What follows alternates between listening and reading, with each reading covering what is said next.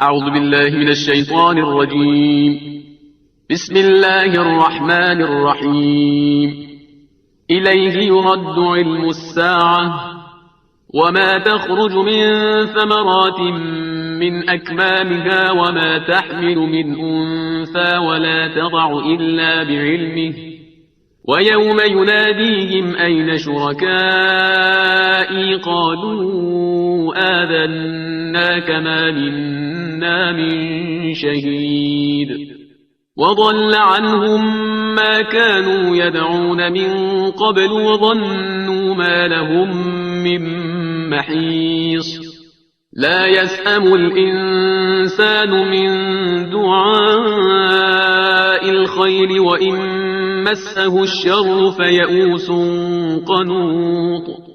ولئن أذقناه رحمة منا من بعد ضراء مسته ليقولن هذا لي وما أظن الساعة قائمة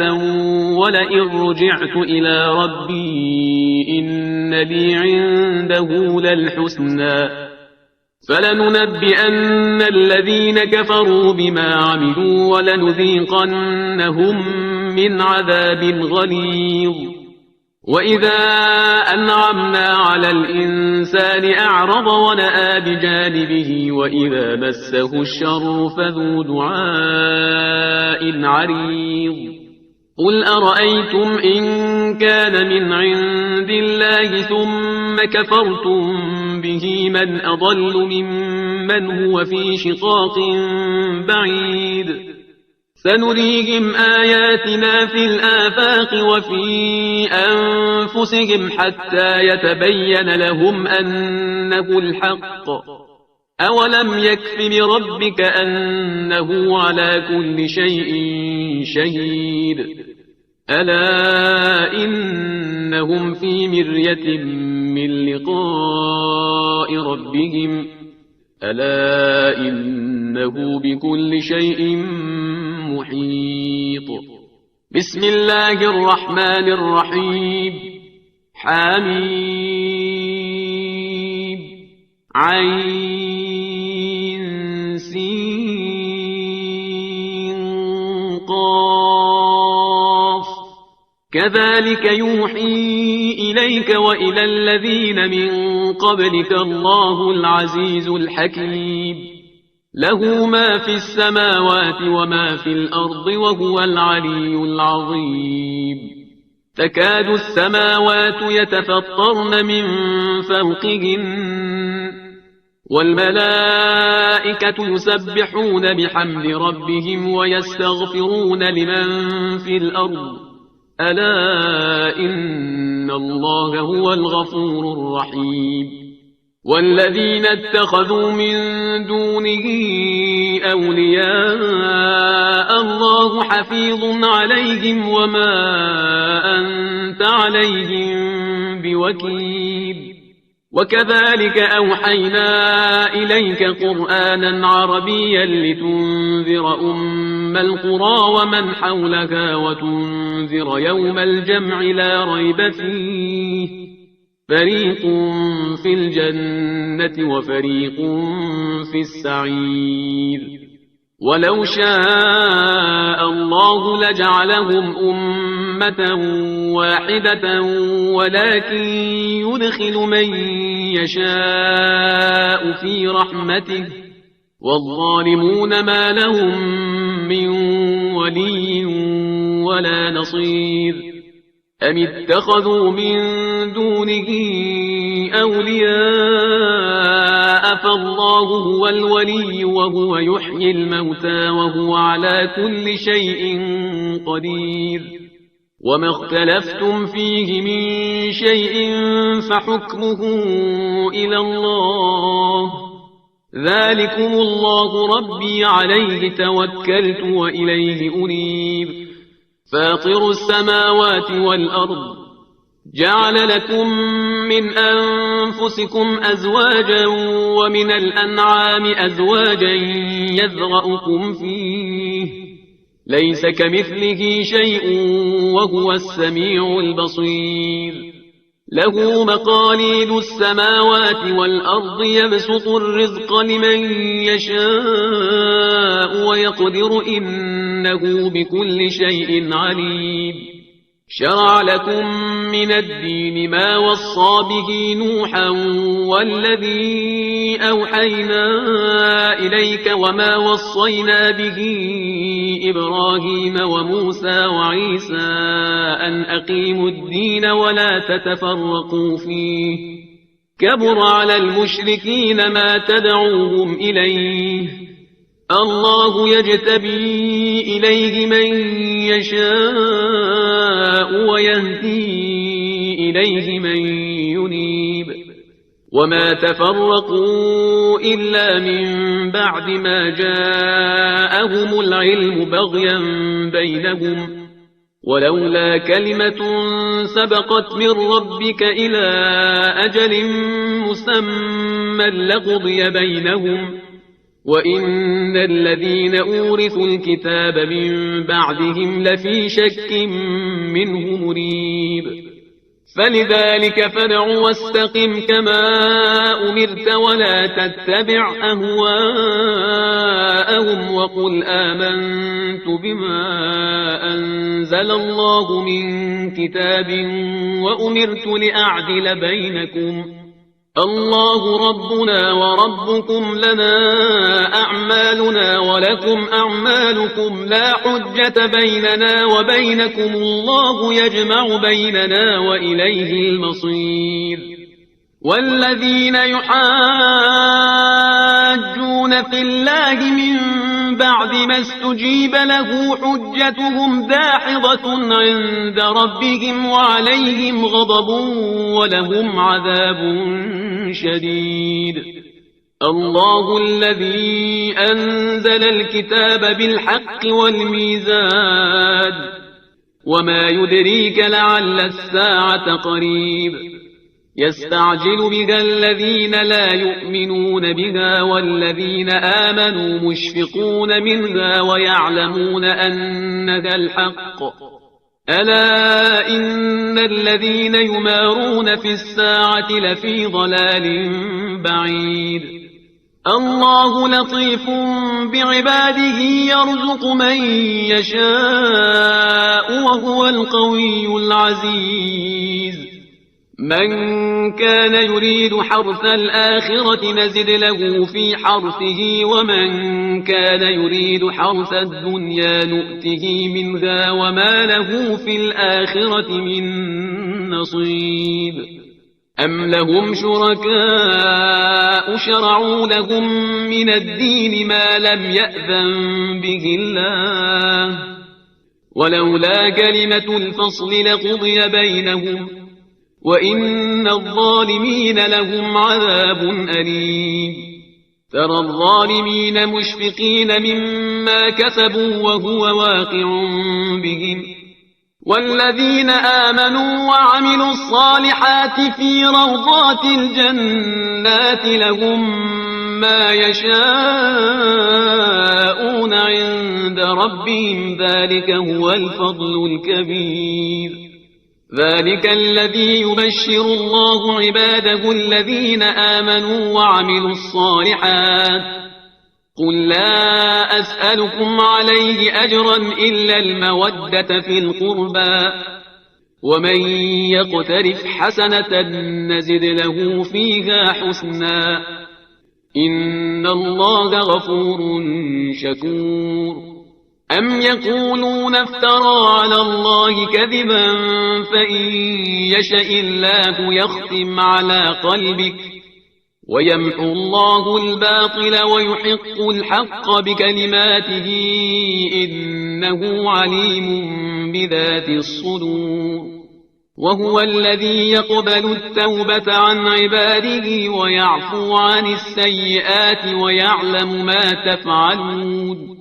ويستجيب الذين آمنوا وعملوا الصالحات ويزيدهم من فضله والكافرون لهم عذاب شديد ولو بسط الله الرزق لعباده لبغوا في الأرض ولكن ينزل بقدر ما يشاء إنه بعباده خبير بصير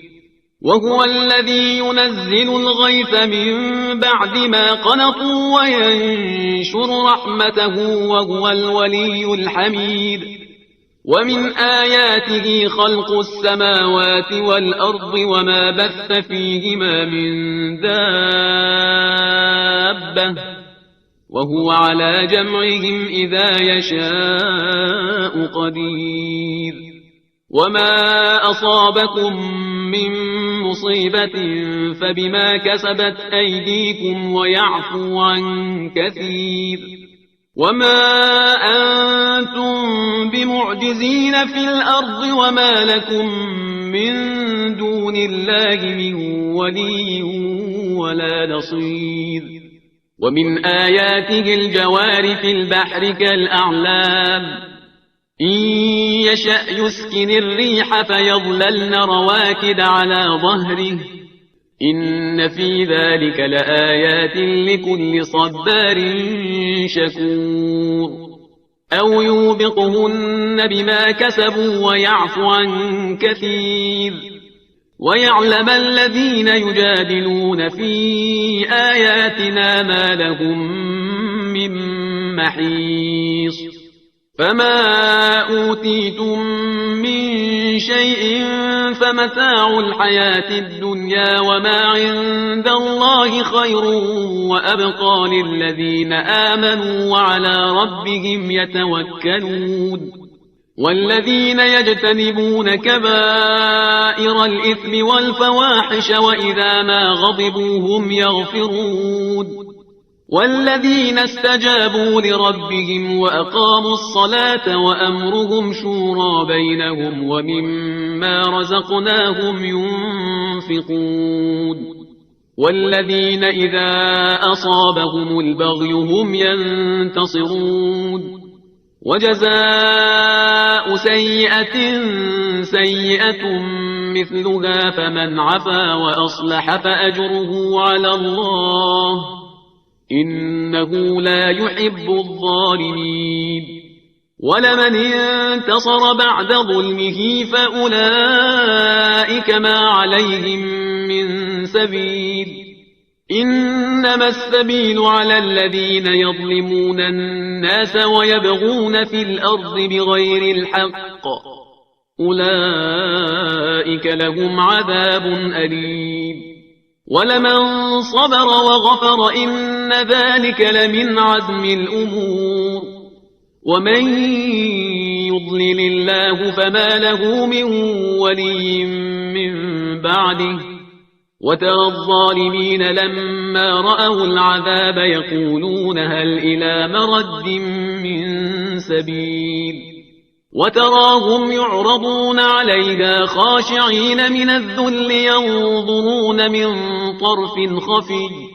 وقال الذين آمنوا إن الخاسرين الذين خسروا أنفسهم وأهليهم يوم القيامة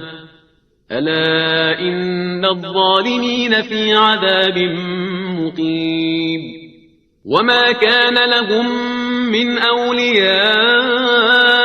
ينصرونهم من دون الله ومن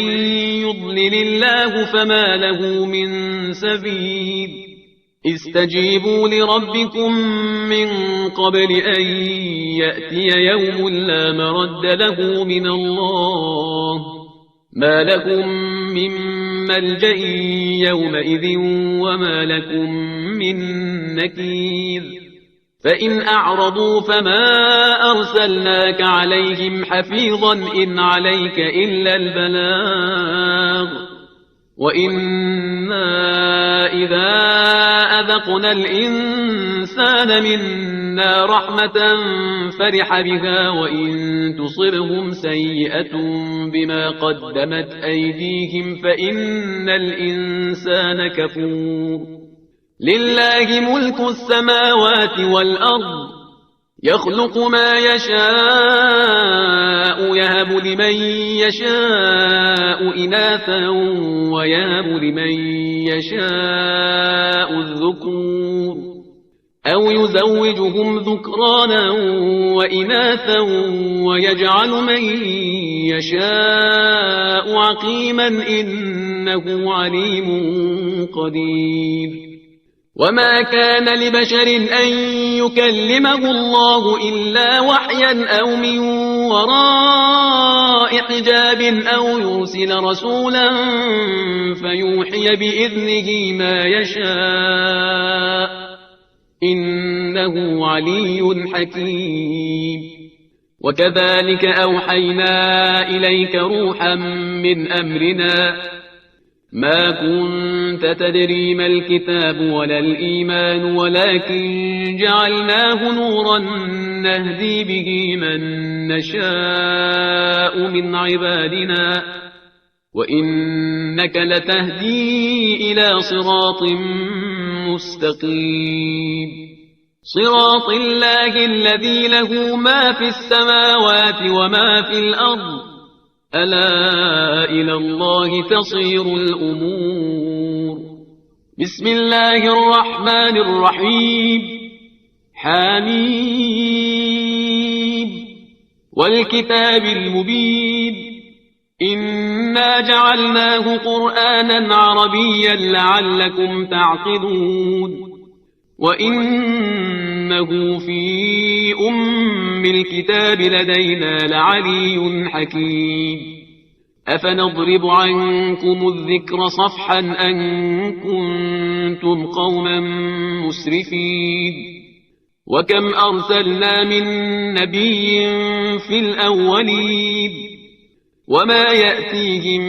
من نبي إلا كانوا به يستهزئون فأهلكنا أشد منهم بطشا ومضى مثل الأولين ولئن سألتهم من خلق السماوات والأرض ليقولن خلقهن العزيز العليم الذي جعل لكم الأرض مهدا وجعل لكم فيها سبلا لعلكم تهتدون والذي نزل من السماء ماء بقدر فأنشرنا به بلدة ميتا كذلك تخرجون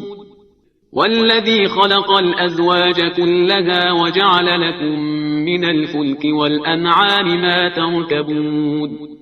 لتستووا على ظهوره ثم تذكروا نعمة ربكم إذا استويتم عليه وتقولوا سبحان الذي سخر لنا هذا وما كنا له مقرنين وإنا إلى ربنا لمنقلبون وجعلوا له من عباده جزءا إن الإنسان لكفور مبين أم اتخذ مما يخلق بنات وأصفاكم بالبنين وإذا بشر أحدهم بما ضرب للرحمن مثلا ظل وجهه مسودا وهو كظيم أومن ينشأ في الحلية وهو في الخصام غير مبين وجعلوا الملائكة الذين هم عباد الرحمن إناثا أشهدوا خلقهم ستكتب شهادتهم ويسألون وقالوا لو شاء الرحمن ما عبدناهم ما لهم بذلك من علم إن هم إلا يخرصون أم آتيناهم كتابا من قبله فهم به مستمسكون بل قالوا إنا وجدنا آباءنا على أمة وإنا على آثارهم مهتدون وكذلك ما أرسلنا من قبلك في قرية من نذير إلا قال مترفوها إنا وجدنا آباءنا على أمة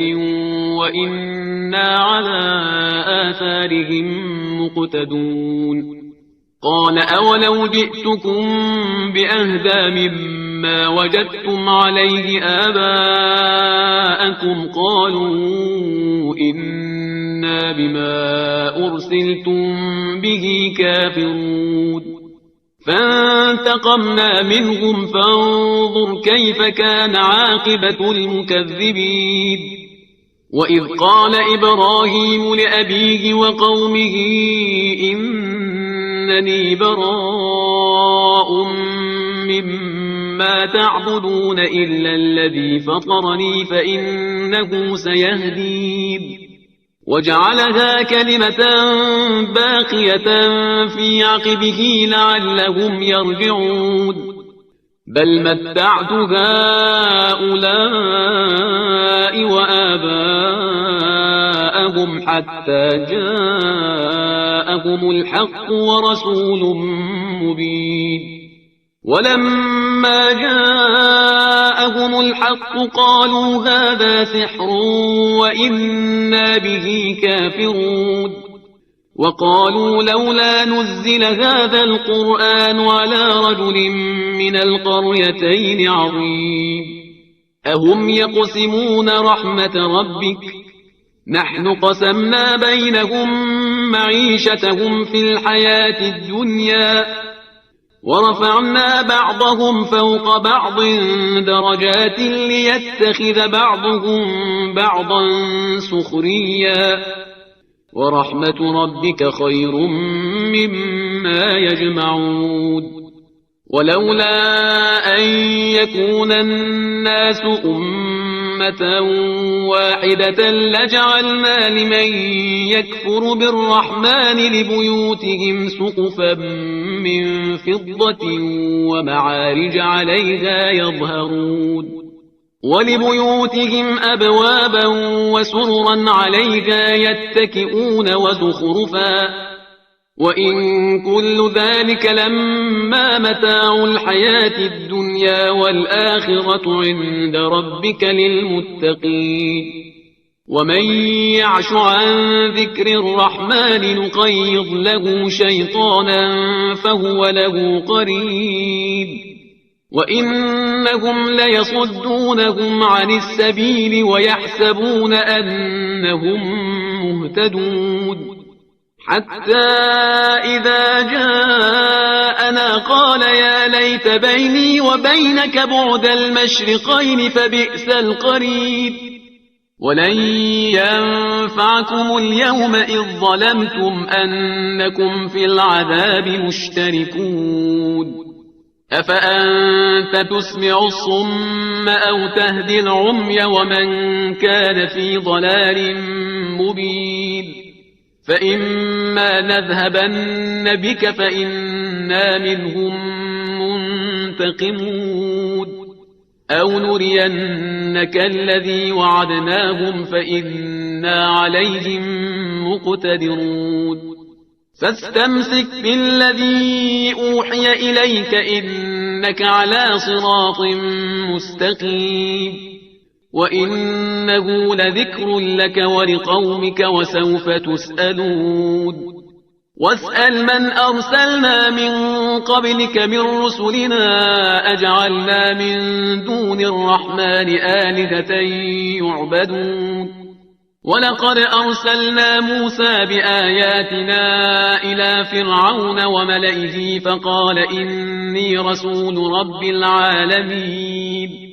فلما جاءهم بآياتنا إذا هم منها يضحكون وما نريهم من آية إلا هي أكبر من أختها وأخذناهم بالعذاب لعلهم يرجعون وقالوا يا أيها الساحر ادع لنا ربك بما عهد عندك إننا لمهتدون فلما كشفنا عنهم العذاب إذا هم ينكثون ونادى فرعون في قومه قال يا قوم أليس لي ملك مصر وهذه الأنهار تجري من تحتي أفلا تبصرون أم أنا خير من هذا الذي هو مهين ولا يكاد يبين فلولا ألقي عليه أسورة من ذهب أو جاء معه الملائكة مقترنين فاستخف قومه فأطاعوه إنهم كانوا قوما فاسقين فلما آسفونا انتقمنا منهم فأغرقناهم أجمعين فجعلناهم سلفا ومثلا للآخرين ولما ضرب ابن مريم مثلا إذا قومك منه يصدون وقالوا أآلهتنا خير أم هو ما ضربوه لك إلا جدلا بل هم قوم خصمون إن هو إلا عبد أنعمنا عليه وجعلناه مثلا لبني إسرائيل ولو نشاء لجعلنا منكم ملائكة في الأرض يخلفون وإنه لعلم للساعة فلا تمترن بها واتبعون هذا صراط مستقيم ولا يصدنكم الشيطان إنه لكم عدو مبين ولما جاء عيسى بالبينات قال قد جئتكم بالحكمة ولأبين لكم بعض الذي تختلفون فيه فاتقوا الله وأطيعون إن الله هو ربي وربكم فاعبدوه هذا صراط مستقيم فاختلف الأحزاب من بينهم فويل للذين ظلموا من عذاب يوم أليم هل ينظرون إلا الساعة أن تأتيهم بغتة وهم لا يشعرون الأخلاء يومئذ بعضهم لبعض عدو إلا المتقين يا عباد لا خوف عليكم اليوم ولا أنتم تحزنون الذين آمنوا بآياتنا وكانوا مسلمين ادخلوا الجنة أنتم وأزواجكم تحبرون يطاف عليهم بصحاف من ذهب وأكواب وفيها ما تشتهيه الأنفس وتلذ الأعين وأنتم فيها خالدون وتلك الجنة التي أورثتموها بما كنتم تعملون لكم فيها فاكهة كثيرة منها تأكلون إن المجرمين في عذاب جهنم خالدون لا يفتر عنهم وهم فيه مبلسون وما ظلمناهم ولكن كانوا هم الظالمين ونادوا يا مالك ليقض علينا ربك قال إنكم ماكثون لقد جئناكم بالحق ولكن أكثركم للحق كارهون أم أبرموا أمرا فإنا مبرمون أم يحسبون أنا لا نسمع سرهم ونجواهم بلى ورسلنا لديهم يكتبون قل إن كان للرحمن ولد فأنا أول العابدين سبحان رب السماوات والأرض رب العرش عما يصفون فذرهم يخوضوا ويلعبوا حتى يلاقوا يومهم الذي يوعدون وهو الذي في السماء إله وفي الأرض إله وهو الحكيم العليم وتبارك الذي له ملك السماوات والأرض وما بينهما وعنده علم الساعة وإليه ترجعون ولا يملك الذين يدعون من دونه الشفاعة إلا من شهد بالحق وهم يعلمون ولئن سألتهم من خلقهم ليقولن الله فأنى يؤفكون وقيله يا رب إن هؤلاء قوم لا يؤمنون فاصفح عنهم وقل سلام فسوف يعلمون. بسم الله الرحمن الرحيم. حميم والكتاب المبين إنا أنزلناه في ليلة مباركة إنا كنا منذرين فيها يفرق كل أمر حكيم أمرا من عندنا إنا كنا مرسلين رحمة من ربك إنه هو السميع العليم رب السماوات والأرض وما بينهما إن كنتم موقنين لا إله إلا هو يحيي ويميت ربكم ورب آبائكم الأولين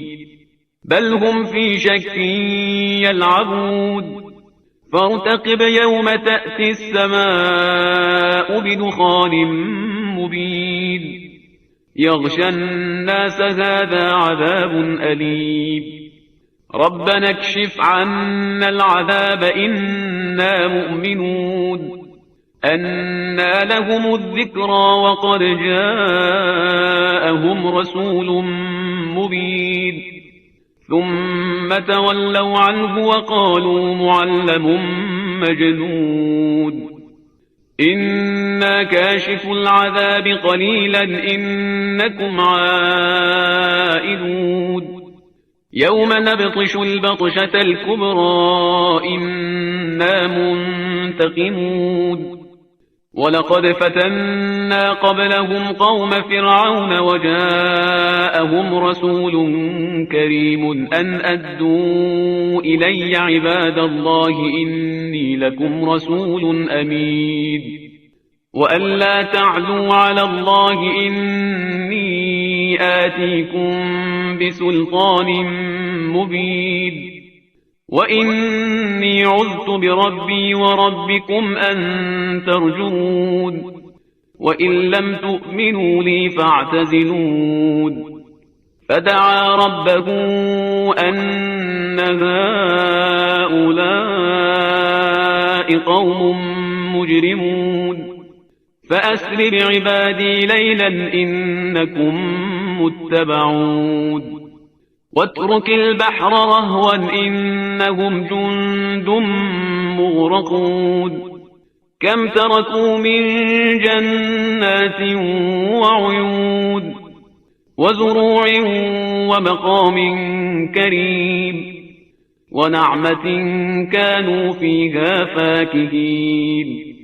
كذلك وأورثناها قوما آخرين فما بكت عليهم السماء والأرض وما كانوا منظرين ولقد نجينا بني إسرائيل من العذاب المهين من فرعون إنه كان عاليا من المسرفين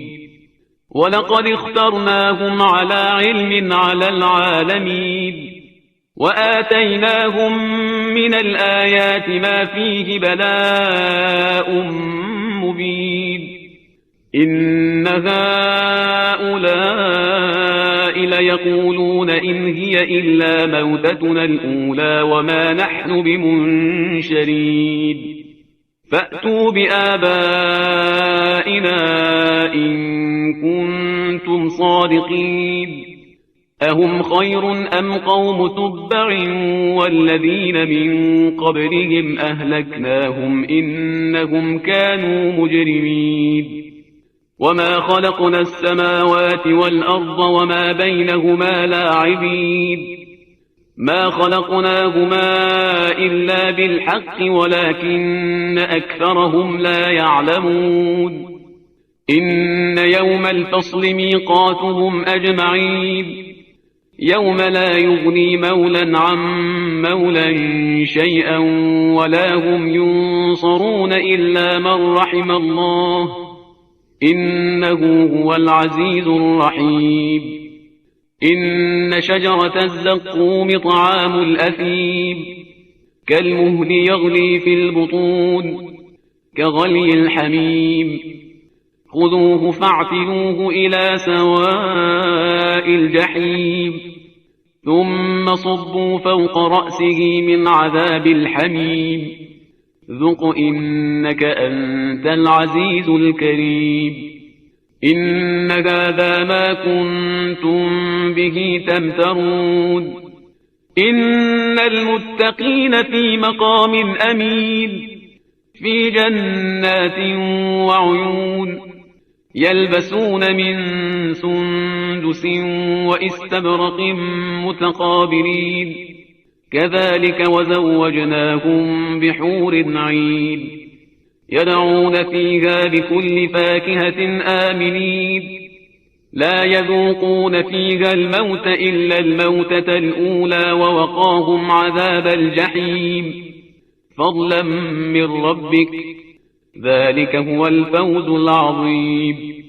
فإنما يسرناه بلسانك لعلهم يتذكرون فارتقب إنهم مرتقبون بسم الله الرحمن الرحيم حميم تنزيل الكتاب من الله العزيز الحكيم إن في السماوات والأرض لآيات للمؤمنين وفي خلقكم وما يبث من دابة آيات لقوم يوقنون